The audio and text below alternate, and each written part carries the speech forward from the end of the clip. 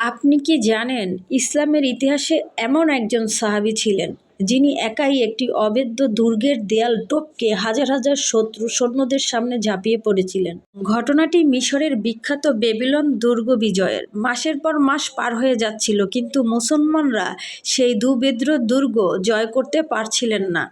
তখন হযরত জুবাইর রাদিয়াল্লাহু এক দুঃসাহসী পরিকল্পনা করলেন।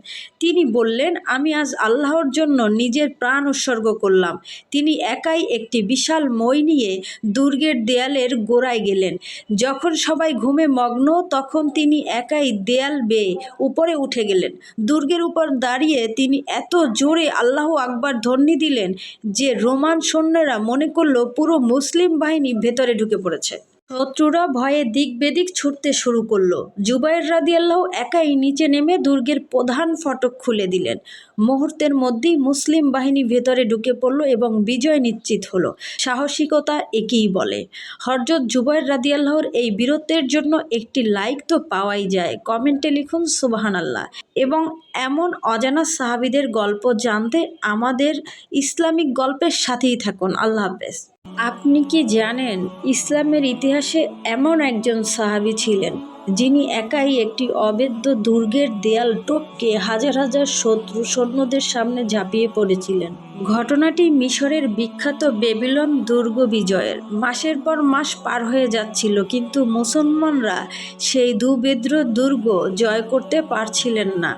তখন হযরত জুবাইর রাদিয়াল্লাহু এক দুঃসাহসী পরিকল্পনা করলেন। তিনি বললেন, আমি আজ আল্লাহর জন্য নিজের প্রাণ উৎসর্গ করলাম। তিনি একাই একটি বিশাল মই নিয়ে দুর্গের দেয়ালের গোড়ায় গেলেন। যখন সবাই ঘুমে মগ্ন, তখন তিনি একাই দেয়াল বেয়ে উপরে উঠে গেলেন।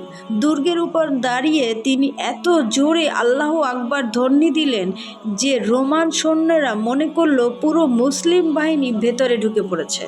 শত্রুরা ভয়ে দিক বেদিক ছুটতে শুরু করলো। জুবাইর রাদিয়াল্লাহু একাই নিচে নেমে দুর্গের প্রধান ফটক খুলে দিলেন। মুহূর্তের মধ্যেই মুসলিম বাহিনী ভেতরে ঢুকে পড়ল এবং বিজয় নিশ্চিত হলো। সাহসিকতা একেই বলে। হযরত জুবাইর রাদিয়াল্লাহুর এই বীরত্বের জন্য একটি লাইক তো পাওয়াই যায়। কমেন্টে লিখুন সুবহানাল্লাহ। এবং এমন অজানা সাহাবীদের গল্প জানতে আমাদের ইসলামিক গল্পের সাথেই থাকুন। আল্লাহ হাফেজ।